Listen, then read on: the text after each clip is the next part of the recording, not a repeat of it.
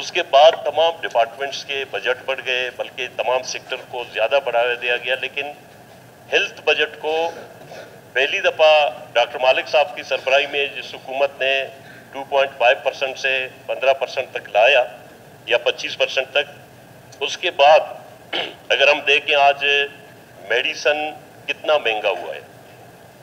اس وقت صرف میں ایک مثال دے دوں، ٹراما سینٹر کوئٹہ کا یہ اسٹیبلش ہوا تھا 2016 میں، یہ 32 بیڈڈ تھا اس وقت، میں خود منسٹر تھا.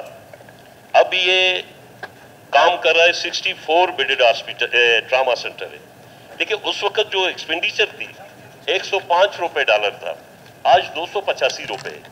اب اگر اندازہ لگائیں، اگر ہیلتھ بجٹ کو آپ NFC ایوارڈ کے پرسنٹیج کے مطابق نہیں کرو گے، آپ قطعی طور پر ٹراما سینٹر یا باقی اسپتالوں میں سروسز نہیں دے سکو گے.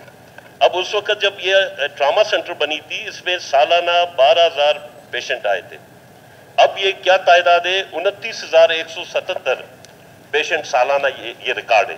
لیکن آپ ادھر ستم ظریفی کی بات دیکھیں کہ اس طرح کے تعداد میں لوگوں کو صرف آپ اس کا ایکسٹرا بجٹ دیکھیں 6,06,000 ہے. اب 29,000 بندے سالانہ وزٹ کرتے ہیں، سالانہ 6,06,000 اگر آپ ڈیوائیڈ کریں پر پیشنٹ پر ہیڈ کتنا پڑے گا؟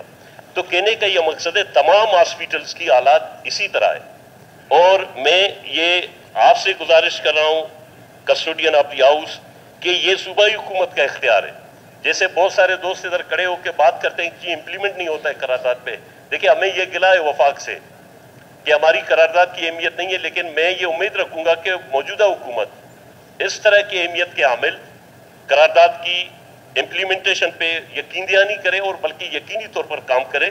کیونکہ اگر بہتری لانا ہو تو اس طرح سے عام اداروں میں اور اسپیشلی ہیلتھ سروسز میں جو سروسز ڈیلیوری ڈپارٹمنٹ ہے اس میں ہم بہتری لا سکتے ہیں. میں یہی امید کروں گا پورے ہاؤس سے کہ اس کو متفقہ طور پر اس قرارداد کو پاس کریں گے اور موجودہ حکومت اس پہ عمل درآمد کرے گی. Thank you.